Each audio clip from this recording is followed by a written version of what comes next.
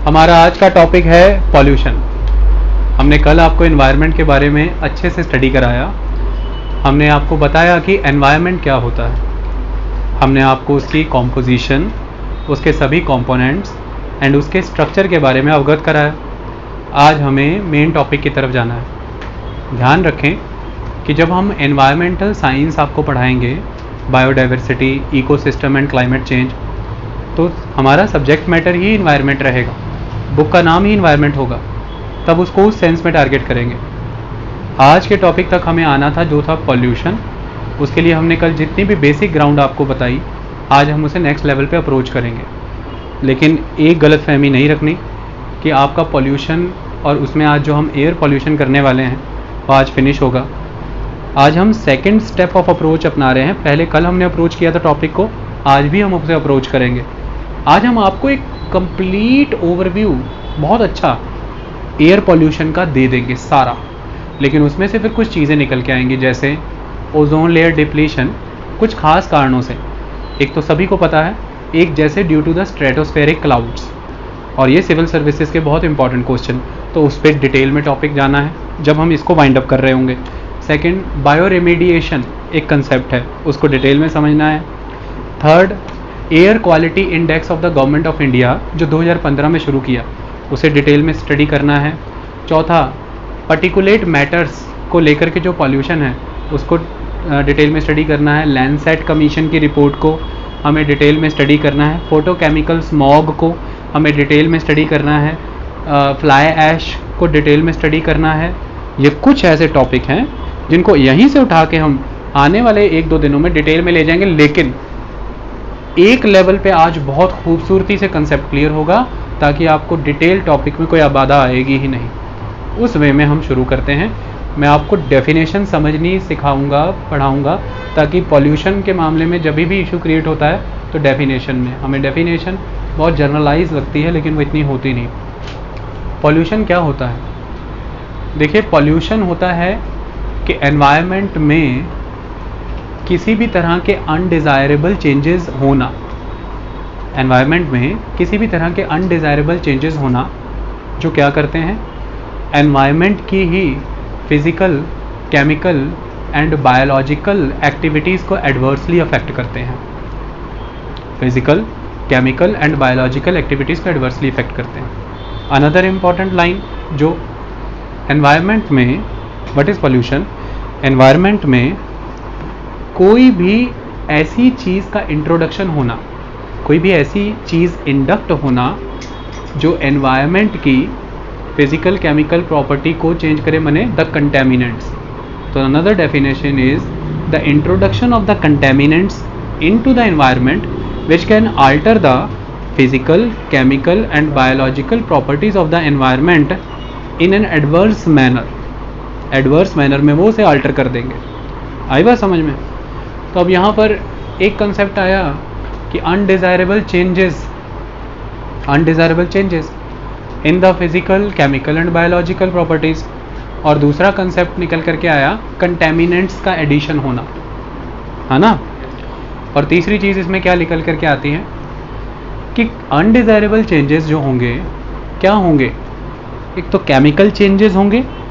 Pollution क्या है? जो अनडिज़ायरेबल चेंजेस क्रिएट करे, खास तौर पर चेंज क्या होगा? The chemical changes. And another concept is change of energy in the form of light, in the form of heat and in the form of sound. Okay, तो change of energy होता है and change of chemical concept होते हैं with the addition of the foreign substances and energies, or already present substances or energies। okay, chemical processes में changes आना, energy में change आना, energy in the form of light, in the form of heat and in the form of sound, with the addition of the foreign substances or energy, और due to the already present substances और energy. ये सारी चीज़ें भी justify हो जाएंगी। Energy में changes आना क्या है? सिंपल सा इंपॉर्टेंट एस्पेक्ट है कि केमिकल चेंजेस अकर हुए। कैसे? आपने फॉसिल फ्यूल बर्न किए, यानी कि आपने कोल बर्न किया, कोल की वजह से एटमॉस्फेयर में कार्बन का कंसंट्रेशन बढ़ा, कार्बन डाइऑक्साइड इंक्रीज होने लगी। ये जो आपने एटमॉस्फेयर में गैशियस चेंजेस यानी कि द केमिकल चेंजेस आपने इंड्यूस किए, इसकी वजह से एनर्जी का इम्बैलेंस हुआ, दैट इज़ ऑफ हीट। और ये जो हीट का इम्बैलेंस हुआ है यही है ग्लोबल वार्मिंग। और इसकी वजह से आपको क्या देखने पड़ रहे हैं? Pollution in the form of adverse impact on the biological, physical and chemical attributes of the environment. ठीक है, बायोलॉजिकल चेंजेस हो गए वो भी एडवर्सली, फिजिकल चेंजेस हुए एनवायरनमेंट में एडवर्सली एंड केमिकल चेंजेस हुए एनवायरनमेंट में एडवर्सली। ये सारी चीज़ें नकारात्मक वे में हो गई। इतनी बात समझ आ गई? तो अब कंटेमिनेंट्स वर्ड यूज़ हुआ, तो कंटेमिनेंट्स क्या हैं? माने द पॉल्यूटेंट्स। तो पॉल्यूटेंट क्या है? सिंपल वही डेफिनेशन यहाँ पे भी लगेगी, पॉल्यूटेंट है। पॉल्यूटेंट वह सब्सटेंसेस हैं जो अनडिज़ायरेबल चेंजेस इंड्यूस करते हैं। कौन से undesirable changes? Undesirable physical, chemical and biological changes into the environment. That's it, that is pollutant. Okay, किस तरह से physical, chemical and biological changes induce होते हैं?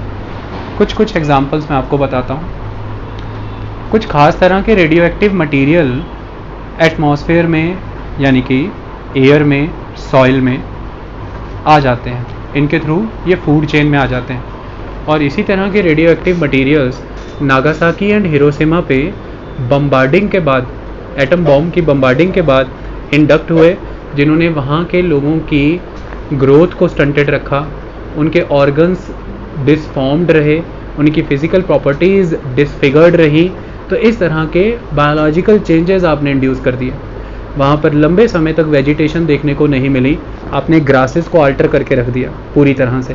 तो आपने पॉल्यूटेंट के एडिशन से बायोलॉजिकल चेंजेस कर दिए। ये बहुत एक्सट्रीम वर्जन था। कई बारी आप बहुत छोटे छोटे बायोलॉजिकल चेंजेस कर देते हैं। छोटे छोटे बायोलॉजिकल चेंजेस कर देना, मान लीजिए आपने किसी क्रॉप को जेनेटिकली मॉडिफाइड कर दिया, उसके अंदर उसकी जो जीन टेक्नोलॉजी है उसको इनहिबिट किया और उसकी मॉडिफिकेशन कर दी। आने वाले समय में अगर वो क्रॉप इस तरह से कार्व आउट होती है कि वो अपनी सारी क्रॉप, अपने सराउंडिंग जो natural version of the crop था उसे पूरी तरह से ख़त्म कर दे, मतलब कि खा जाए, उनके लिए एक तरह का पेस्ट का फॉर्म अपना ले, तो ये भी आपने एक बायोलॉजिकल चेंज ऐसा इंड्यूस कर दिया है जो उस क्रॉप की नस्ल को ही ख़त्म कर गया। तीसरा, आज आप देख सकते हैं मोबाइल रेस के आ जाने की वजह से इतना ज़बरदस्त बायोलॉजिकल चेंज इंड्यूस हुआ कि एक ख़ास कैटेगरी ऑफ स्पैरोज़, चिड़ियाँ, पक्षी ख़त्म ही हो गए। तो धीरे धीरे वो एंडेंजर्ड हुए, पहले वो वल्नरेबल हुए, फिर वो एंडेंजर्ड हुए, फिर वो एक्सटिंक्ट ही हो गए। क्यों? क्योंकि उनकी फिज़िकल प्रॉपर्टीज़ उस मोबाइल रेस के द्वारा इंड्यूस्ड पॉल्यूशन को बेयर ही नहीं कर पाई। लगातार उनमें बायोलॉजिकल चेंजेस आते गए और वो एंड हो गई, ख़त्म हो गई, चेंजिंग सर्कमस्टांसेस के साथ सर्वाइव नहीं हो पाई। इस तरह के बायोलॉजिकल चेंजेस होते हैं। इसको हम डिटेल में कैसे समझ सकते हैं? एक एक पॉल्यूटेंट जब मैं आपको कराऊंगा तो ये सारे चेंज उसमें समझ आने शुरू हो जाएंगे। दैट्स इट, कोई दिक्कत की बात ही नहीं। केमिकल चेंजेस की अगर हम बात करें, हम बड़े लेवल पर इंडस्ट्रीज़ में यूज़ करते हैं कई तरह के केमिकल्स। उन केमिकल एफ्लुएंट्स को यानी कि उन इंडस्ट्रियल वेस्ट को जब हम अनट्रीटेड वे में सीवरेज और अदर माध्यम से प्योर वाटर सोर्सेज में पहुंचाते हैं, जैसे कि रिवर्स में, ओशियंस में, तो वहाँ पर जाने के बाद जो ओशियन के वाटर की या रिवर वाटर की अपनी केमिकल प्रॉपर्टीज़ हैं, ये उन केमिकल प्रॉपर्टीज़ को पूरी तरह से चेंज कर देते हैं। इसकी वजह से पानी में केमिकल चेंजेस इंड्यूस होते हैं और उन बदले हुए केमिकल चेंजेस के अकॉर्डिंग वो रिवर एनिमल, वो ओशियनिक एनिमल नहीं सर्वाइव कर सकते। या तो एक बेस्ट एग्जांपल है कि आपने बड़े लेवल पर इंडस्ट्री से sulphur dioxide and nitrogen oxide atmosphere में छोड़ा। जब ये दोनों गए, इन्होंने अल्टीमेटली वाटर वेपर के साथ रिलेशन बनाया और फिर कंडेंसेशन हुई। कंडेंसेशन के बाद जब बरसात हुई तो वो बरसात में जो पानी आया वो एसिडिक था नेचर में, और वो एसिडिक वाटर जब किसी लेक या पॉन्ड में गिरा तो वो वाटर लेक या पॉन्ड का एसिडिफाई हो गया, और जब वो पानी एसिडिफाई हो गया तो एक लेवल ऑफ एसिडिटी से ज़्यादा फिश सर्वाइव नहीं कर सकती तो वहाँ की मरीन लाइफ एंड हो गई। समझ आई बात? तो मरीन लाइफ वहाँ की एंड हो गई। ठीक इसी तरह के केमिकल चेंजेस आप इंड्यूस कर रहे हैं मेरे बच्चे, जब आप बड़े लेवल पर खेतों में फर्टिलाइज़र्स का यूज़ करते हैं। ये फर्टिलाइज़र्स बरसात के पानी के साथ बह करके आसपास के तालाब या आसपास की रिवर्स में चला जाता है। अब इतने लेवल पर nitrogen, phosphorus and potassium NPK, खेतों में कौन से 3 फर्टिलाइज़र्स यूज़ होते हैं? NPK, nitrogen, phosphorus, potassium.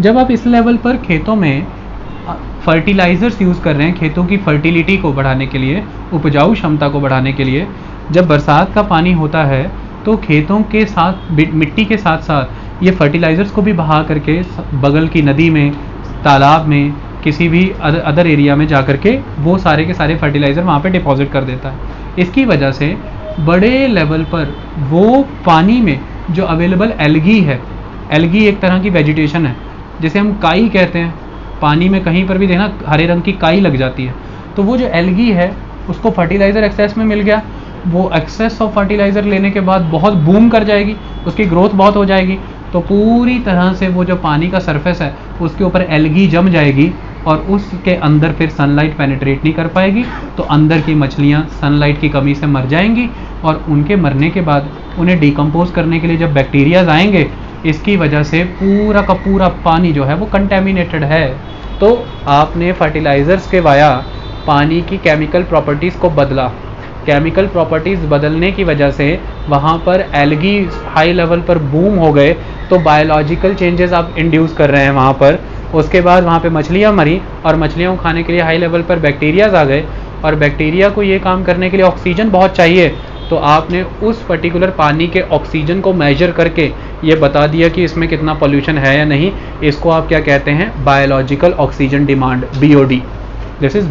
तो अगर आपको कोई कहे कि किसी पानी की BOD बहुत ज़्यादा है तो इसका मतलब उसमें बड़े लेवल पर पोल्यूशन है।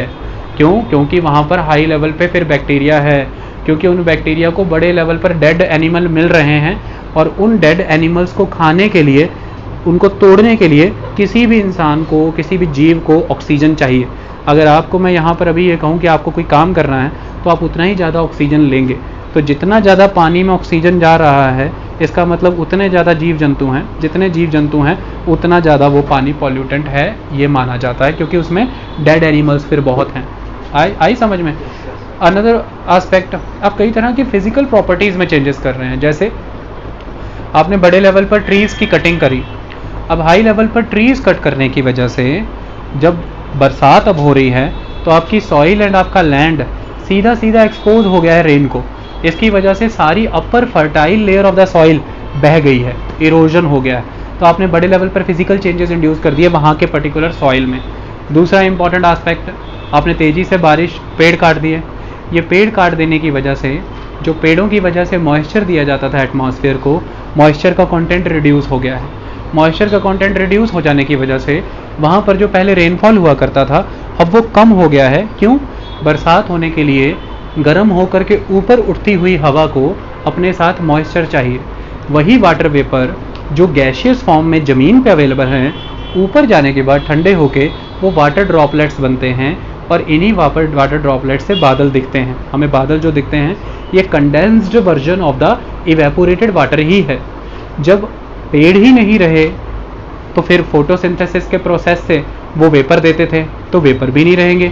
जब वेपर ही नहीं रहे तो गर्म होकर के ऊपर उठती हुई हवा आंधी के अलावा और कुछ भी नहीं देगी, बरसात नहीं दे पाएगी, तो इससे ड्राई कंडीशंस आई, तो आपने वहाँ के एटमॉस्फेयर में फिजिकल चेंजेस इंड्यूस कर दिए। पहले वो रेनी एरिया था, अब वो ड्राई एरिया है। ठीक इसी तरह से कुछ इलाकों में बरसात बढ़ जा रही है, कुछ में घट जा रही है, तो बड़ी तेज़ी से ह्यूमन अपने फिजिकल, केमिकल, बायोलॉजिकल एटमॉस्फेयर को, एनवायरनमेंट को अल्टर कर रहा है। ये एक इम्पॉर्टेंट आस्पेक्ट है। तो जब भी हम बात करते हैं कि पॉल्यूशन क्या है, तो पॉल्यूशन में ऐसे कंटेमिनेंट एनवायरनमेंट में इंड्यूस हो जाते हैं जो एनवायरनमेंट में इंड्यूस होने के बाद कुछ फिजिकल, केमिकल और बायोलॉजिकल चेंजेस करते हैं, जो 3 तरह की एक्टिविटीज़ करते हैं। या तो ये न्यूसेंस क्रिएट करते हैं, या ये एडवर्स इम्पैक्ट करते हैं, या ये अनईजीनेस करते हैं। किसको? मैन मेड बिल्ट एनवायरनमेंट को एंड नेचुरल एनवायरनमेंट को। मेजोरली किताबें आप पढ़ेंगे तो उसमें पॉल्यूशन की डेफिनेशन कहीं ना कहीं करप्टेड है। वो ऑलवेज ये कहेंगे कि ह्यूमन बीइंग को जो एडवर्स इम्पैक्ट करते हुए पॉल्यूशन है, ऐसा बिल्कुल नहीं। मैं आपको जस्टिफाई कर देता हूँ और इसी में आपके कुछ कंसेप्ट्स भी हो जाएंगे। मैंने अभी बताया ऐसे कंटेमिनेंट्स का इंट्रोडक्शन जो physical, chemical, biological changes induce करे जिससे न्यूसेंस, एडवर्स इम्पैक्ट और अनईजीनेस होती है किसको, नेचुरल एनवायरनमेंट को और बिल्ट एनवायरनमेंट को। जैसे नेचुरल एनवायरनमेंट कौन सा है आपका, नेचुरल एनवायरनमेंट में आपका आ गया land, soil, water, air, the living forms, living forms. और लिविंग फॉर्म्स में आप क्या आ गए, animal, plant, micro organisms, micro organisms. और एनिमल में ही आपका आ गया ह्यूमन माने मैन।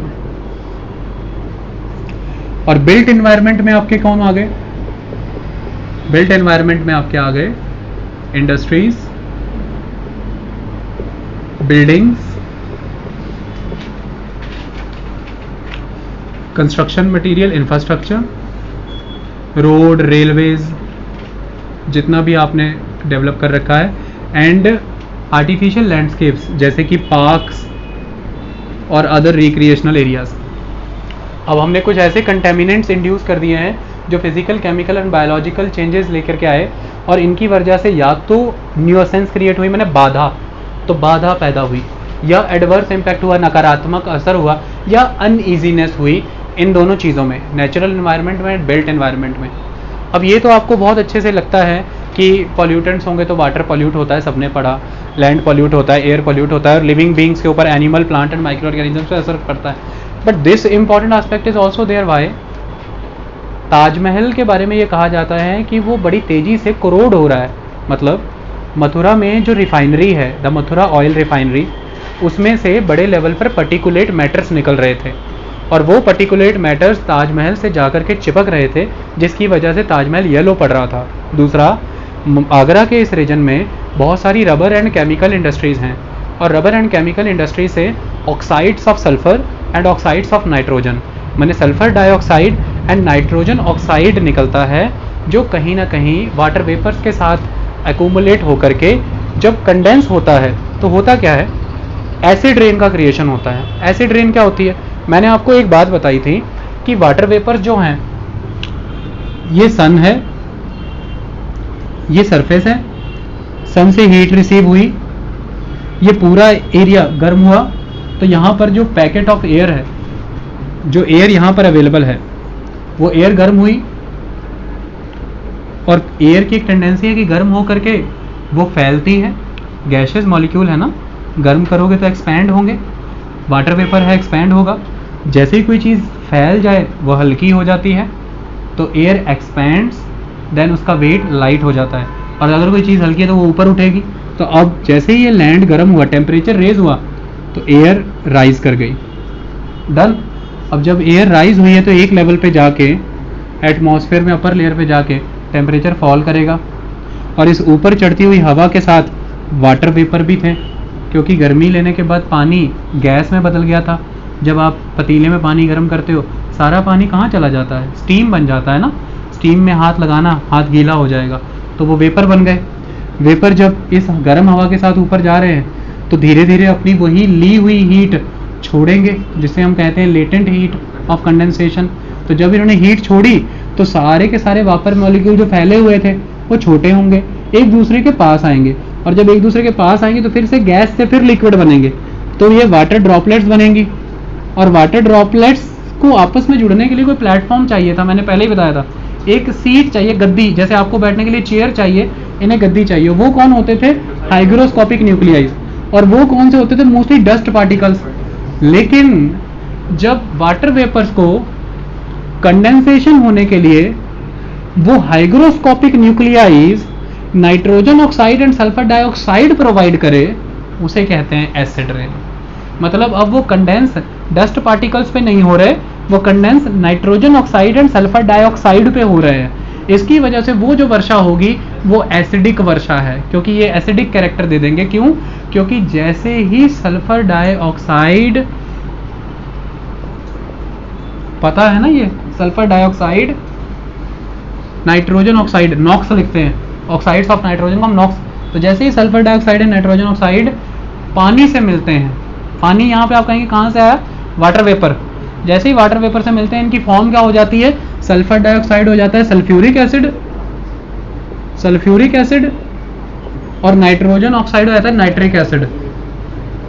तो दो एसिड बन गए पानी से मिलके, सल्फ्यूरिक एसिड, नाइट्रिक एसिड। और जब ये बरसते हैं तो अल्टीमेटली इसे कहते हैं एसिड रेन।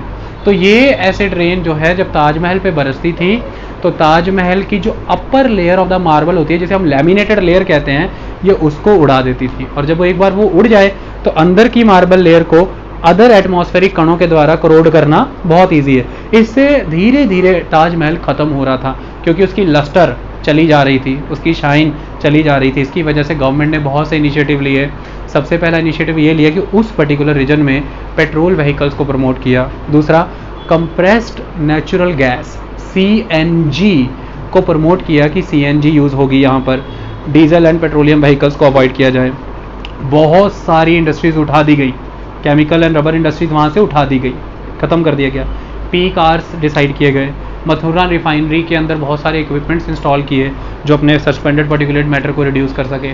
ऐसे बहुत से प्रयास किए गए, फिर जाके ताजमहल को बचाया गया। तो ये पॉल्यूटेंट ही थे ना जिसने आपके बिल्ट एनवायरनमेंट को बर्बाद किया।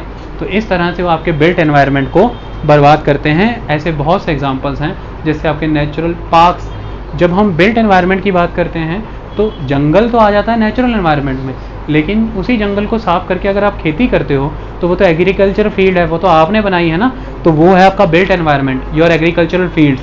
तो एग्रीकल्चरल फील्ड्स भी तो अल्टीमेटली पॉल्यूशन से डिवास्टेट हो रही हैं। जितनी भी इंडस्ट्रीज़ हैं, उन इंडस्ट्रीज़ में से अगर हम वो इंडस्ट्री उठा लें जहाँ पे कोल यूज़ करके बिजली बनाई जाती है, माने थर्मल पावर प्लांट, और यहाँ जहाँ पर पेट्रोलियम रिफाइनरीज़ हैं, तो इनमें से निकलता है बड़े लेवल पर फ्लाई ऐश, वो जो राख निकलती है, वो फ्लाई ऐश जब आसपास के आकर के पौधों पे गिरती है तो उनके पत्तों को ढक लेती है।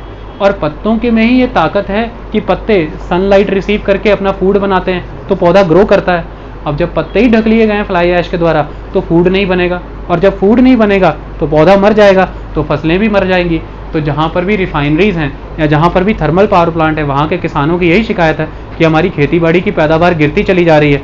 इसलिए तो सरकार ने फ्लाई ऐश को लेकर के कई नियम बनाए हैं। तो आपके बिल्ट एनवायरनमेंट को तो प्रभावित करता है।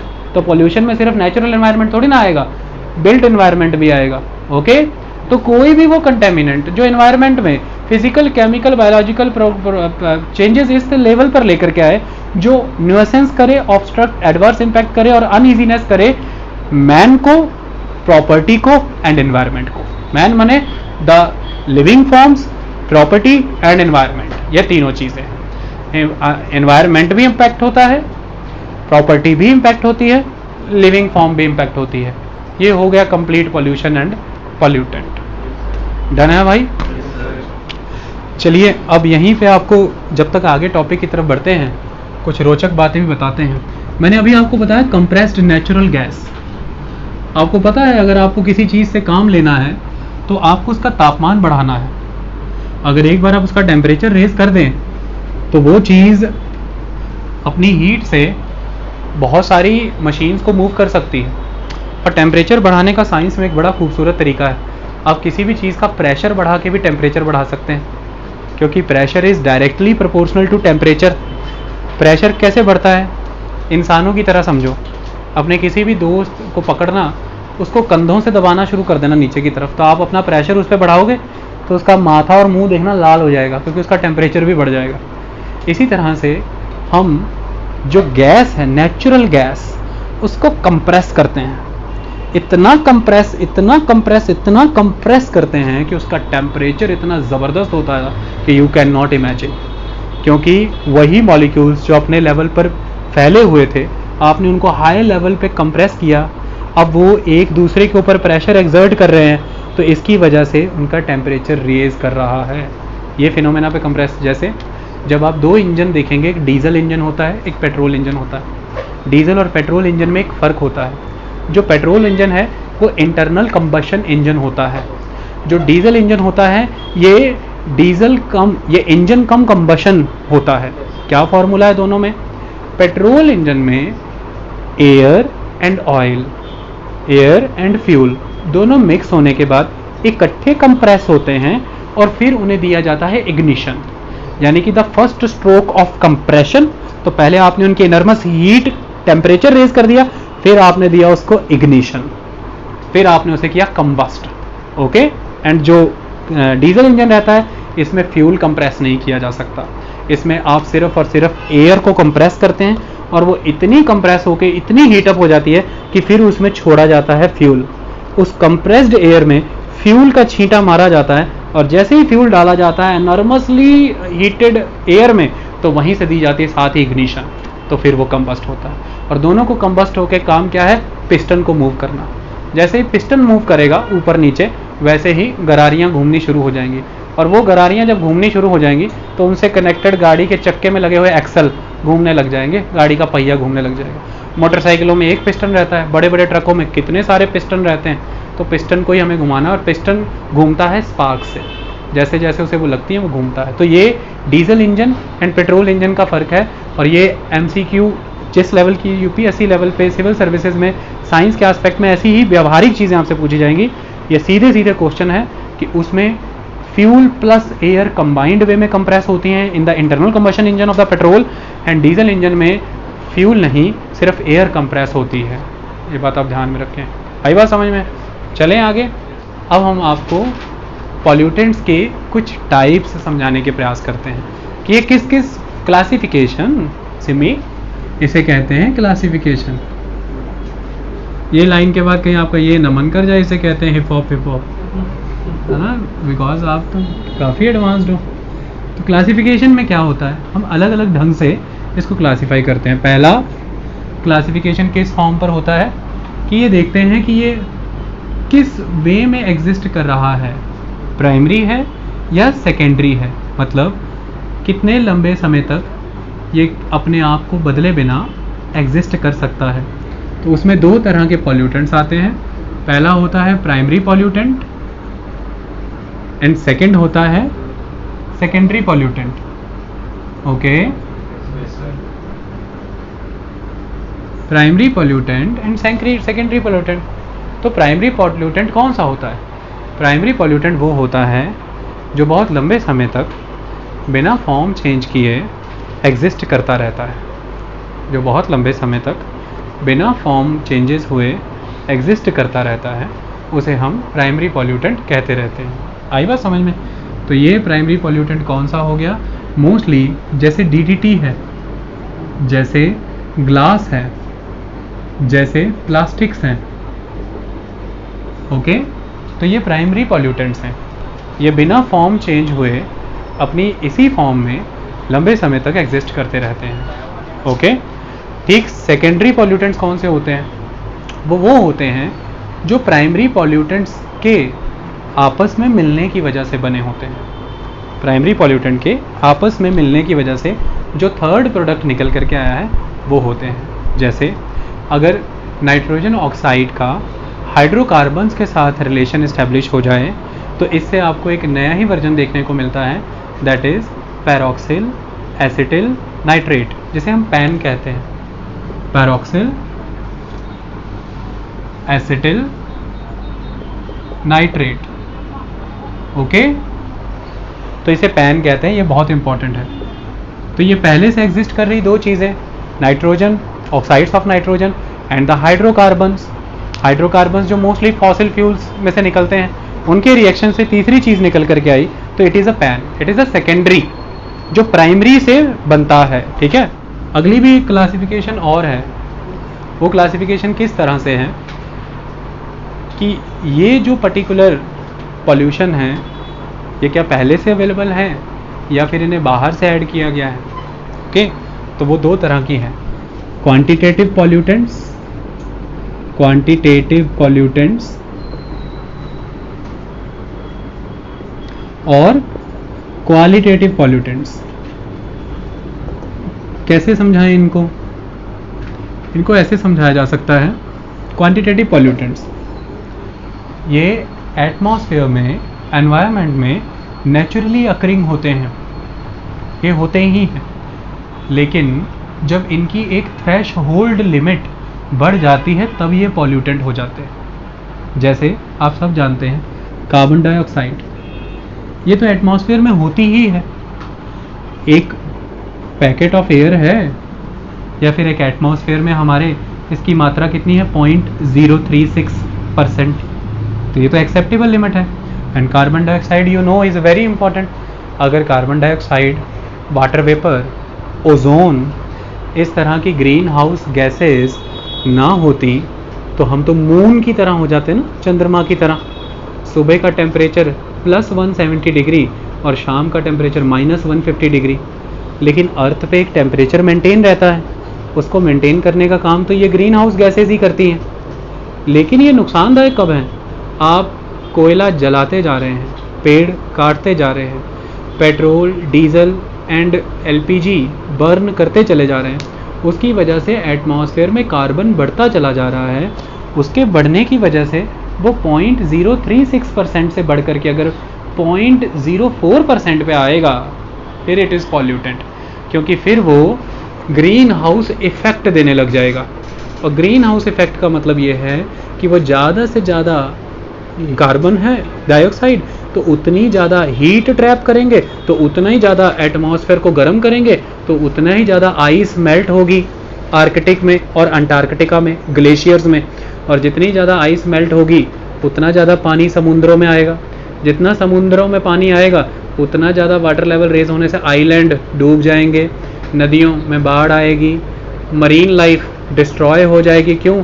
नमक कहीं बढ़ जाएगा, नमक कहीं घट जाएगा, टेम्परेचर पानी का कहीं बढ़ जाएगा, कहीं घट जाएगा, तो आप उनकी physical, chemical, biological properties alter कर रहे हो। क्यों? क्योंकि आप कार्बन एमिशन कर रहे हो। तो नेचुरली अकरिंग सब्सटेंसेस की थ्रेश होल्ड लिमिट अगर इंक्रीज कर रही है तो it is a quantitative pollution, but they are naturally occurring, they are not provided by the man, they are naturally occurring. What we are doing is we are disrupting the natural composition of the atmosphere. Okay? तो qualitative कौन से हैं? Qualitative है जो man द्वारा provided हैं, they are externally provided, they are not naturally occurring. Okay, suppose करते हैं हम मैन द्वारा प्रोवाइडेड, मतलब सपोज करते हैं ये पर्टिकुलर एटमॉस्फेयर में एयर का पैकेट है और एयर के पैकेट में 10 पार्ट्स हैं, 10 पार्ट्स मटेरियल है, इसमें से 7 पार्ट मटेरियल जो नेचुरली अकरिंग है और 3 पार्ट मटेरियल जो आपने कंट्रीब्यूट किया बाहर से। डन, कोई इशू नहीं, this packet of air is acceptable. But suppose that ये 3 पार्ट मटेरियल किसी ना किसी लेवल पर अगर इन 7 पार्ट मटेरियल्स को हार्म कर रहा है किसी ना किसी वर्जन में, या तो इनमें केमिकल चेंजेस ला रहा है, या बायोलॉजिकल चेंजेस ला रहा है, या कोई फिजिकल चेंजेस, या इसको रिड्यूस कर रहा है, 7 पार्ट से रिड्यूस करके 5 पे ला रहा है, या 7 से इंक्रीज करके इसे 9 पार्ट्स पे ला रहा है। मतलब जो भी चीज़ें आप एक्सटर्नली प्रोवाइड कर रहे हैं, अगर वो पैकेट ऑफ एयर या नेचुरल एनवायरनमेंट की क्वालिटी में चेंजेस कर रहे हैं, they are qualitative pollutants and that you are contributing, they are not naturally occurring, like pesticides, insecticides, weedicides, herbicides, they all are qualitative pollutants. Okay, ठीक है जी। तो pesticides आपने क्या किया, आप DDT, डाइक्लोरो डाइफेनाइल ट्राइथेन आप यूज़ करते जा रहे हो, DDT एंड BHC। सबसे नीचे के लेवल पे क्या होता है, चलो ये बायोडिग्रेडेबल में समझाते हैं, वो बेटर समझ आएगा। तो DDT भी एक तरह का क्या है, क्वालिटेटिव पोल्यूटेंट। तो पेस्टिसाइड, इंसेक्टिसाइड, हर्बिसाइड्स, वीडिसाइड जो आप खेतों में डालते हो कीट को, नाश को, बाकी चीज़ों को ख़त्म करने के लिए, वो एक तरह से इसके अंदर काउंट हो जाते हैं। Okay, done. अब एक और कैटेगरी आ जाती है, वो कौन सी कैटेगरी है, इसको हम कहते हैं परसिस्टेंट एंड नॉन परसिस्टेंट। ये डिपेंड करता है परसिस्टेंस पे, परसिस्टेंट एंड नॉन परसिस्टेंट, और इसी को आप बायोडिग्रेडेबल एंड नॉन डिग्रेडेबल भी कह लो। तो 5वीं कैटेगरी में आ जाता है बायोडिग्रेडेबल, बायोडिग्रेडेबल और नॉन परसिस्टेंट। ध्यान रखें ये कॉम्बिनेशन बहुत इंपॉर्टेंट है। ओके, तो बायोडिग्रेडेबल एंड नॉन परसिस्टेंट। और 6वें कौन से हैं Karanveer? Non biodegradable, non biodegradable और परसिस्टेंट। तो बायोडिग्रेडेबल एंड नॉन परसिस्टेंट मतलब ये वो पॉल्यूटेंट होते हैं जो एनवायरनमेंट में आ तो जाते हैं लेकिन इन्हें बायोलॉजिकली कन्वर्ट करके ख़त्म किया जा सकता है। या तो ये ख़त्म हो जाते हैं या फिर ये इस फॉर्म में कन्वर्ट हो जाते हैं कि फिर ये पॉल्यूटेंट नहीं रह पाते। बेटा एनवायरनमेंट में गई हर चीज़ पॉल्यूशन नहीं है, ऐसा मत सोचा करो। आपके जो इमोशंस हैं ना, आपके जो थॉट्स हैं, अगर वो एनवायरनमेंट में इसमें गए हैं कि मुझे सभी लोगों को पीने का पानी मुहैया कराना है, तो फिर वो पॉल्यूटेंट नहीं है। लेकिन अगर आपके इमोशंस एनवायरनमेंट में इस सेंस में गए हैं कि मुझे सब लोगों को बम से मार के उड़ा देना है, तो फिर वो पॉल्यूटेंट है। बात समझ रहे हो? तो इसी तरह से बहुत सा मटेरियल ऐसा है जो है तो एनवायरनमेंट में रोज़ जा रहा है मटेरियल। तो जैसे सीवरेज एंड गार्बेज, जैसे फलों के छिलके, सब्जियां, चाय पत्तियां, ये सब आप फेंक देते हो ना, तो बहुत से ऐसे माइक्रो ऑर्गेनिजम्स एग्जिस्ट करते हैं, जैसे बैक्टीरिया है, फंगी है, ये लोग आते हैं। कैसे क्या करते हैं ये? तो आपको एक स्टेटमेंट लिखी होगी कि जो माइक्रो ऑर्गेनिजम्स हैं वो कम्प्लेक्स ऑर्गेनिक कंपाउंड्स को सिंपलर ऑर्गेनिक कंपाउंड्स में बदल देते हैं, ऐसा कह देते हैं ना। तो ऑर्गेनिक से इनऑर्गेनिक कन्वर्जन होता है ये। तो मैं सिंपल एस्पेक्ट कम्प्लेक्स सब्सटेंसेस को सिंपलर सब्सटेंसेस में बदलते हैं। तो जैसे, तो इनका नाम क्या है? डीकम्पोजर। इनका नाम क्या है? डीकम्पोजर। तो अब हम 3 लोगों की कहानी सुनते हैं। इस पूरे के पूरे नेचर में 3 लोग एग्जिस्ट करते हैं बस, और चौथा कोई भी नहीं। पहले हैं प्रोड्यूसर, दूसरे हैं कंज्यूमर और तीसरे हैं डीकम्पोजर। ये तीनों का खेला है सारा, है ना? इसी पे तो कहानी है, ब्रह्मा विष्णु महेश। अब प्रोड्यूसर, कंज्यूमर और डीकम्पोजर कैसे काम करते हैं? जब आप बात करते हैं एनर्जी की, तो ग्रीक एंड लैटिन भाषा में इसे ट्रॉफिक कहते हैं। ओके, अब जब सूर्य का प्रकाश आता है तो सबसे पहले जमीनी स्तर पे जो सन की लाइट से खाना बनता है वो वेजिटेशन बनाती है, पेड़ पौधे, उनकी पत्तियों में क्लोरोफिल रहता है और उनमें ये ताकत है कि वो सन की लाइट को रिसीव करके जो जड़ों से उन्होंने पानी खींचा है, मिनरल्स खींचे हैं और एटमॉस्फेयर से जो कार्बन डाइऑक्साइड ली है, तो इनको वहाँ पे रख देते हैं, कार्बन डाइऑक्साइड, वाटर, और ऊपर से गैस चलाते हैं सन की लाइट लेकर के, वो चलाते हैं क्लोरोफिल्स। तो फिर बदले में निकल के आता है C6H12O6 माने कि ग्लूकोज, और दूसरा निकल के आता है ऑक्सीजन। तो कुल मिलाकर के ये लोग देखो आप लोगों को दे रहे हैं ऑक्सीजन और दूसरा दे रहे हैं ग्लूकोज। तो आपने क्या खाया? ग्लूकोज। आप फल खाते हो, आप जितना कुछ खाते हो सब में क्या है? Starch and sugar. आपका फूड वो यहीं से आता है। आप ये नहीं खाते हो, आप कहते हो सर मैं तो चिकन खाता हूँ, मैं तो मटन खाता हूँ, वो लोग ये खाते हैं। अंततः तो यही, तो ये प्राइमरी प्रोड्यूसर हैं। जो पेड़ पौधे कौन है अक्षत? Primary producers. और दूसरा इनका नाम क्या है? They are autotrophs. ऑटोट्रॉफ्स क्यों हैं? ऑटो पे आते हैं, ऑटो पकड़ के। हाँ, ऐसे इंग्लिश की डेफिनेशन यहाँ नहीं चलाना। They can make their own food. हाँ भाई, कोई भी वर्ड जहाँ पे ऑटो लग जाए मतलब स्वयं चलित, खुद से करना। तो ये अपना खाना खुद बनाते हैं, ये किसी पे निर्भर नहीं है। और फूड से क्या मिलती है बेटा? एनर्जी।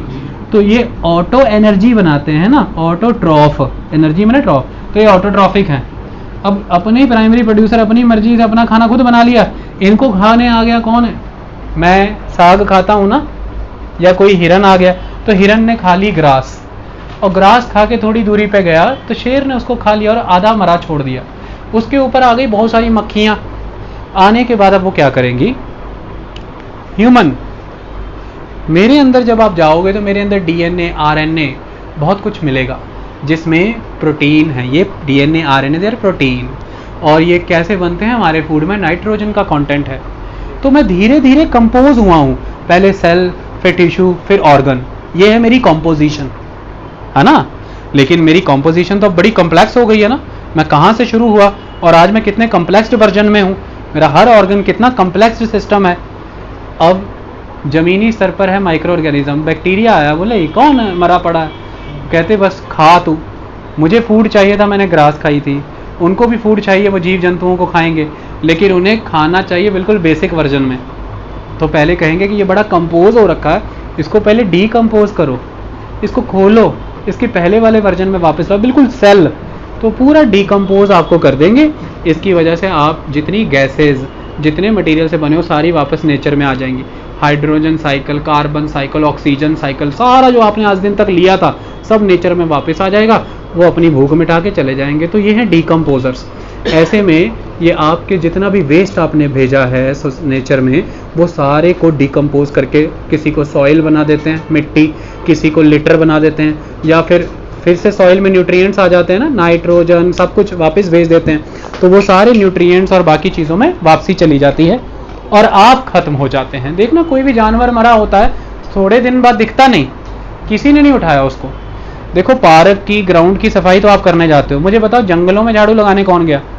स्वच्छता अभियान जंगलों में नहीं चलता और जंगल सबसे साफ है। क्यों साफ है? बैक्टीरिया, फंगी, रोज जानवर मरते हैं, आते हैं, उन्हें खाते हैं, उड़ा देते हैं। फुर्र कहाँ? हीट एटमॉस्फेयर में भेज देते हैं, न्यूट्रिएंट्स एटमॉस्फेयर या सॉइल में भेज देते हैं, और बाकी का जो मिट्टी है, सॉइल से हम बने हैं, वो सॉइल बना के छितरा देते हैं और अपनी भूख मिटा के चले जाते हैं। That's it. तो वो मटेरियल बायोलॉजिकली डिग्रेडेबल है। बायोलॉजिकली माने बैक्टीरिया, फंगी, ये सब ने उन्हें मिलके डिग्रेड कर दिया, खत्म कर दिया। तो फिर वो मटेरियल तो नॉन परसिस्टेंट ही हुए ना, वो नहीं टिकते ज़्यादा देर एनवायरनमेंट में। तो ये गार्बेज है, सीवरेज है। इसलिए आपको घरों में कहा जाता है कि अपना कूड़ा बांट के रखो। पहले जो फलों के छिलके हैं, जो सब्जी दाल सब बची है, वो एक में रखो। दूसरा, जितना सूखा कूड़ा है, पत्ते पुत्ते, दूसरी चीज़ें, वो एक में रखो। और तीसरा, जितना भी सॉलिड वेस्ट है, प्लास्टिक है और Vadar radio active material, mobile की बैटरी, कुछ भी, इसको अलग रखो। तीनों चीज़ों को अलग रखो। क्यों? क्योंकि जो बायोडिग्रेडेबल है उसे तो जाके वो बड़ी इजीली बायोडिग्रेड करा लेंगे, लेकिन अब आपने सारा बायोडिग्रेडेबल मटीरियल एक लिफाफे में बंद कर दिया है। लिफाफे को वो बैक्टीरिया जब काटने आएगा तो उसके अंदर क्या नहीं है। आप सब कुछ खाते हो, लेकिन आपने कभी एक चीज़ नोटिस नहीं की कि आप ये जो बाहर इतने गमलों में पौधे लगे हैं, आप सरसों का साग तो खाते हो, लेकिन आप अशोका के पत्ते नहीं खाते। अशोका में भी तो पत्ते हैं। ये जो हॉस्पिटल और होटलों में इतनी सारी घास हेज लगी है, उसे पका पका के पनीर डाल के खाओ और आइटम का नाम रखो अशोका पनीर। लेकिन ऐसा होता नहीं। क्यों?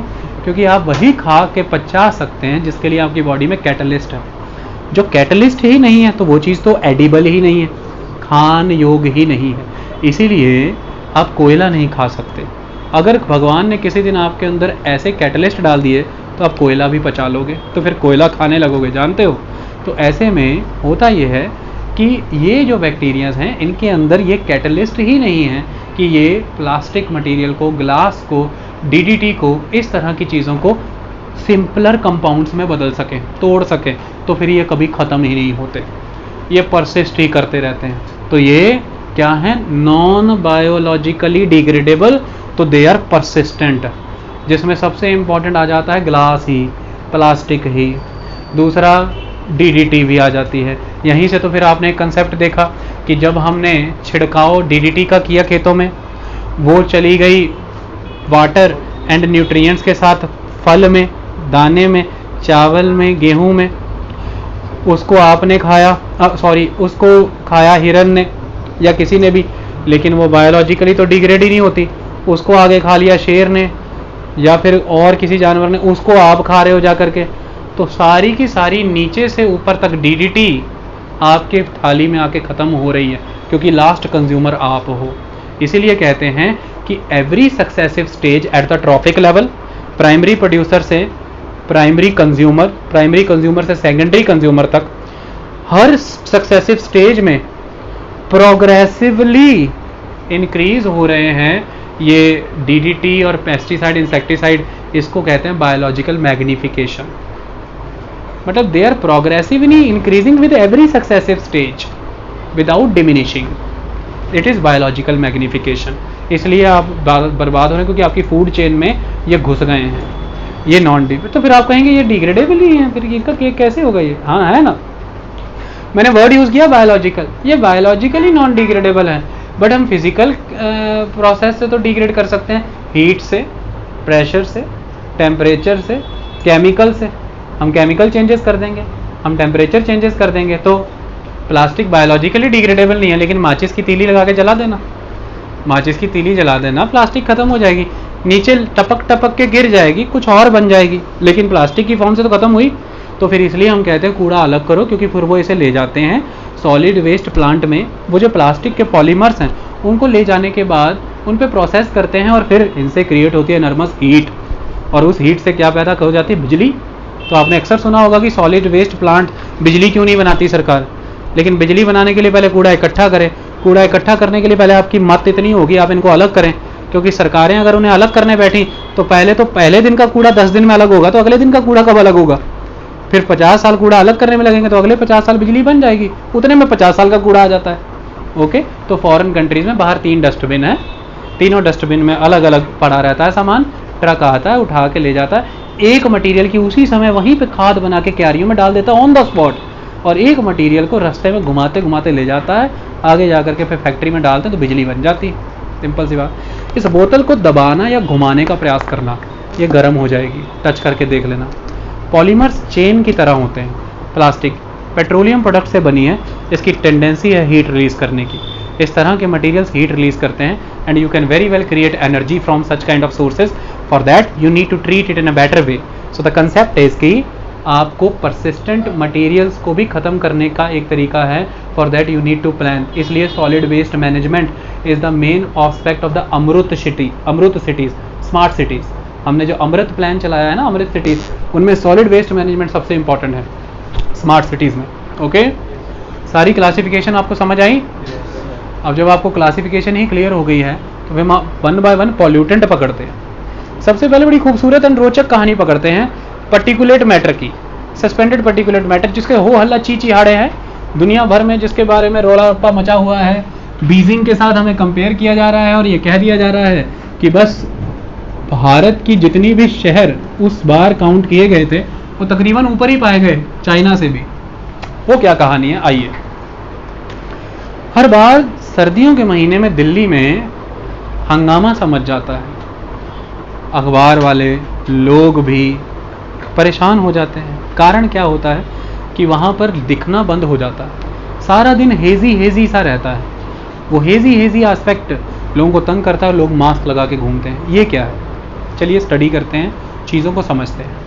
2018 में WHO की एक रिपोर्ट आई। WHO की ये रिपोर्ट अपने आप में बहुत इम्पॉर्टेंट थी, क्योंकि इस रिपोर्ट में एयर पॉल्यूशन को टारगेट किया गया।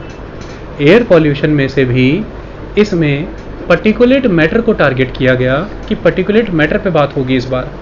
वो पर्टिकुलेट मैटर क्या है अभी समझाऊंगा, पहले WHO समझ लें। WHO अप्रैल 1948 में बना था। ये यूनाइटेड नेशन ऑर्गेनाइजेशन की ही एक इकाई है, माने इंग्लिश में से कहते हैं सिमरन ऑर्गन। ओके, ये वर्ल्ड बैंक के साथ मिलकर के काम करता है।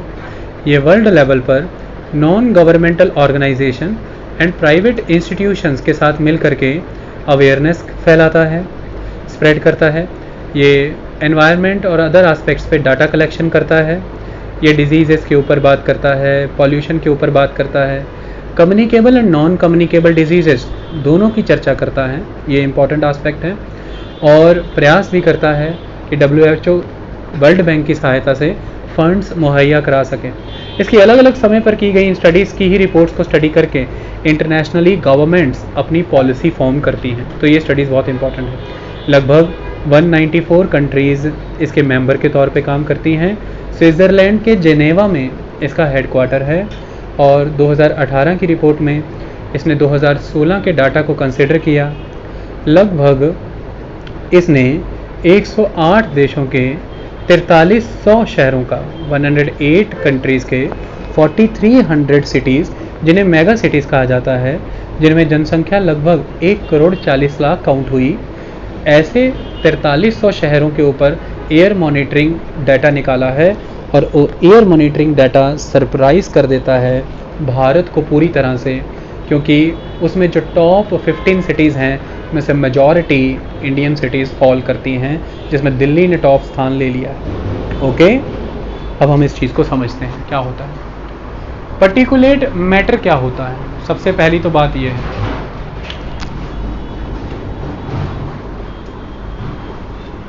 काफ़ी फेमिलियर हो रहा है ना बाबा हर चीज़ से, तो जब हम डीपली अप्रोच करेंगे इसको एक एक वर्जन में, तो फिर तो पानी की तरह समझ आएगा। This is the only way to target the most important and the most difficult topic, that is pollution. Otherwise सब हौच पौच होता है और ऐसा लगता है जैसे रट्टा मारा है, पता ही लगता बेंजीन से क्या हो रहा है, पता ही लगता लेड क्या कर रहा है, पता ही लगता इथाइलिन से क्या हो रहा है। जबकि हमें ये सारे ही पढ़ने हैं कि लेड से क्या होता है, इथाइलिन से क्या होता है, बेंजीन से क्या होता है। You have to study everything. Okay, तो पर्टिकुलेट मैटर, तो सबसे पहला तो ये वर्ड पर्टिकुलेट मैटर आ गया, तो हमें इतना तो क्लियर हो गया पार्टिकल की बात हो रही है ना, पार्टिकल की बात हो रही है। तो पार्टिकल की जब बात हो रही है तो कौन से पार्टिकल? वो पार्टिकल जो हवा में लटकते रहते हैं, जो हवा में लटकते रहते हैं, माने सस्पेंडेड हैं। तो इन्हें हम फिर किस नाम से जानते हैं? या तो इनका शॉर्ट वर्जन अखबारों में पीएम है, प्राइम मिनिस्टर वाला नहीं, पर्टिकुलेट मैटर वाला, और दूसरा है सिमरन, SPM, S for not Simran, it is suspended. तो सस्पेंडेड पर्टिकुलेट मैटर, आपको लगा कि सिमरन प्राइम मिनिस्टर, ऐसा नहीं है। तो suspended particulate matter and particulate matter दोनों नाम से ना आपको जो अच्छा लगे, आपके फेवरेट प्लेयर हैं, चाहे आयरन मैन कह लो चाहे कैप्टन अमेरिका, बात एक ही है बस। ओके, और बार बार अखबार जब पढ़ोगे ना तो ऐसे लिखा होगा PM 10 और ऐसा चिन्ह बना होगा PM 2.5 और ये चिन्ह यूनिट नहीं, यूनिट कहते हैं। ओके, और ये यूनिट क्या है? माइक्रोमीटर। क्या बात है, माइक्रोन्स भी कह लेना। ये कैसे काम करता है? आओ, ऐसा पाया गया है कि इस साइज़ के मटेरियल एग्जिस्ट करते हैं 0.001 माइक्रोमीटर से लेकर के 500 माइक्रोमीटर तक का पार्टिकल्स एग्जिस्ट कर रहे हैं। इसमें से जो 10 माइक्रोमीटर के पार्टिकल्स हैं, इनका साइज़ या इससे कम साइज़ के पार्टिकल्स हवा में सस्पेंड रह सकते हैं बहुत लंबे समय तक। विंड स्ट्रीम्स इन्हें एक जगह से दूसरी जगह ले जा सकती है। हमारी चर्चा का विषय यही है। क्यों? क्योंकि इससे बड़े वाले सेटल हो जाते हैं। जो सेटल हो जाते हैं उनसे हमें इतनी घबराहट नहीं, हमें चिंता इनसे है जो हवा में लटकते रहते हैं, उसके लिए साइज़ 10 माइक्रोमीटर है। अब इन में से इनके सबसे छोटे वाले भाई जो हमें बहुत तंग कर रहे हैं, 2.5 माइक्रोमीटर वाले, ये इतने छोटे हैं कि नाक के बाल और म्यूकस मेम्ब्रेन में इतना दम ही नहीं कि इन्हें रोक ले। ये यहाँ से जाके फेफड़ों की इतनी अंदर वाली झिल्ली तक चले जाते हैं कि वहाँ से फिर सीधा ब्लड स्ट्रीम में मिल जाते हैं। ब्लड स्ट्रीम में मिलने के बाद ये सीधा हार्ट में चले जाते हैं और कार्डियोवास्कुलर डिजीज़ेज़ होती हैं। मतलब आज साइंटिस्ट इस वजह से परेशान हैं कि सस्पेंडेड पर्टिकुलेट मैटर और एयर पोल्यूशन बढ़ जाने से बड़ी तेज़ी से NCD बढ़ रही हैं, non communicable diseases. Non communicable diseases में आते हैं जैसे आघात लग जाना, माने स्ट्रोक लगता है ना, दूसरा हार्ट डिजीज़ेज़, तीसरा निमोनिया, चेस्ट से जुड़ी डिजीज़ेज़, तो निमोनोकाइनेसिस एक बीमारी होती है, लंग की बीमारी होती है। तो स्ट्रोक आ जाना, हार्ट अटैक्स आ जाना, ब्रोंकाइटिस के इशू हो जाना, बहुत से इस तरह की प्रॉब्लम्स ये कनेक्टेड हैं। इन्हें हम कहते हैं देयर नॉन कैंसर हो जाना, कैंसर, कार्सिनोजेनिक एक्टिविटीज़। तो लंग कैंसर होना, स्ट्रोक्स आना, कार्डियोवास्कुलर प्रॉब्लम्स, हार्ट अटैक्स आना, इन्हें हम कहते हैं नॉन कम्युनिकेबल डिसीजेस। तो सीधा ही क्वेश्चन आता है कि ज़्यादा कंसर्न हम किस चीज़ से चल रहे हैं? नॉन कम्युनिकेबल डिजीजेस बड़ी तेज़ी से हो रही हैं। ओके, अब क्या करते हैं, ये कहाँ से आते हैं, इनकी परेशानी का कारण क्या है? सबसे बड़ी बात तो आपके दिमाग में जब ये आता है कि फिर अगर ये इतनी प्रॉब्लम कर ही रहा है तो फिर इसको कुछ कर क्यों नहीं देते हम? इसको ट्रीट क्यों नहीं कर देते, इसकी वार्निंग्स इशू कर दें। समस्या यहाँ से पैदा होती है कि इसके कंटेंट का हमें पता ही नहीं है, हमें इसके बारे में जानकारी नहीं है। 17 नवंबर 2018 की बात है, दिल्ली में हो हल्ला मचा। बीजिंग ने अपने साल का सबसे अधिक पार्टिकुलेट मैटर वाला सुबह देखी और दिल्ली उससे कहीं ऊपर था उस दिन। तो कुल मिलाकर के ये परिस्थिति क्यों आई? दिल्ली में कोई अर्ली वार्निंग सिस्टम काम ही नहीं कर रहा उस लेवल पे। अर्ली वार्निंग सिस्टम काम किस ग्राउंड पे करे? हमें इसके कंटेंट का तो पता ही नहीं, हमें तो सिर्फ साइज़ पता है, और हम तो साइज़ के बेसिस पे से डिफाइन कर रहे हैं कि 2.5 माइक्रोमीटर एंड 10 माइक्रोमीटर। और ये 10 माइक्रोमीटर आपको सुन के बड़ा अच्छा लगा होगा, ये तो कितनी आम सी बात है। तो आपके एक बाल की जितनी थिकनेस या डायामीटर है उसका 30 गुना, उसका कितना 30 टाइम ये इसका डायामीटर है। आपके एक बाल के डायामीटर का 30 टाइम्स कम इसका डायामीटर है। ओके, तो द कंसेप्ट इज ये इतना छोटा पार्टिकल है, और उसमें से वो जो 2.5 वाला है वो जब घुस जाए फेफड़ों में तो कहाँ से डिटेक्ट करेंगे आप, कहाँ उसकी स्टडी हो पाएगी? हाँ, एक कंडीशन क्रिएट हो जाती है, जब 0.02 माइक्रोमीटर वाले बढ़ जाते हैं तो एक हेजी इम्पैक्ट जरूर दिखता है आपको। ये परमानेंट एरोसॉल्स हैं, इन्हें हम परमानेंट एरोसॉल्स कहते हैं। ओके, तो आपको जब पता लग रहा है कि पार्टिकुलेट मैटर बढ़ गए हैं तो इसका एक ही तरीका है, विंटर सीजन में हेजी होने लगा है। जब हेजी होने लग गया तो फिर ठीक है, फिर कुछ मशीन्स इंस्टॉल की गई हैं, उनके बेसिस पर अब आपको अच्छे से क्लियर हो जाता है। कुछ अग्रीमेंट्स किए गए हैं यूनाइटेड स्टेट्स ऑफ अमेरिका की गवर्नमेंट के साथ, फिनलैंड की गवर्नमेंट के साथ, उनके बेसिस पर आज हम बेटर वे में पता लगा सकते हैं कि कहाँ पर कितनी कंसंट्रेशन इनकी बढ़ रही है कि अर्ली वार्निंग्स इशू की जा सकें। लेकिन उस वक्त दिल्ली में ये समस्याएं हमें देखने को मिली। अगली समस्या हमें क्या देखने को मिली? अवेयरनेस। थोड़ा बैठ गए हैं, ठीक है बात ही है, नॉलेज ही देनी है। तो अवेयरनेस की कमी रही है। क्या कमी रही? गवर्नमेंट के एंड पर इंस्टीट्यूशंस में कोलैबोरेशन नहीं रहा। उससे क्या हुआ? मास्क तो दिए गए और मास्क की वार्निंग दी गई, गैस वाले मास्क पहना दिए। तो गैस वाले मास्क से ये नहीं रुकता, आपको मास्क लेना पड़ता है कॉटन का। क्यों? क्योंकि ये गैसेस नहीं है, ये पार्टिकल्स हैं, और पार्टिकल्स को फिल्टर करने की पावर कॉटन मास्क में ही है।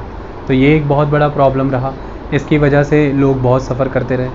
धीरे धीरे अवेयरनेस हुई तो N95 मास्क है जो H1N1 वायरस से आपको प्रोटेक्ट करता है, वही N95 मास्क आपको particulate matter 2.5 and particulate matter 10 को रोकने के लिए पहनना होता है। इस बात का ख्याल आपको रखना है। अब हम आते हैं ज़रा विस्तार में पार्टिकुलेट मैटर को लेकर के। कहाँ से आते होंगे ये पार्टिकुलेट मैटर? ये भी तो समझने वाली बात। कितनी तेज़ी से कह रहे हैं, आज जल्दी बताओ कहाँ से आते हैं, मैं जानना चाहता हूँ, मैंने रोक दूंगा। तो पार्टिकुलेट मैटर के सोर्सेज अलग अलग सोर्सेज हैं। सबसे पहला एस्पेक्ट तो ये है कि जितना भी वेहिकुलर एमिशन है, व्हीकल से निकलने वाला एग्जॉस्ट है, उनमें से निकले हुए मटेरियल में पार्टिकुलेट मैटर होते हैं। Another important aspect, thermal power plants में से निकलने वाला जो भी एमिशन है उसमें पार्टिकुलेट मैटर होते हैं। और जो डस्ट एंड स्मोक का सूट होता है उसमें भी पार्टिकुलेट मैटर होते हैं। अब मैं एग्जाम्पल के तौर पर आपको ये समझाऊंगा।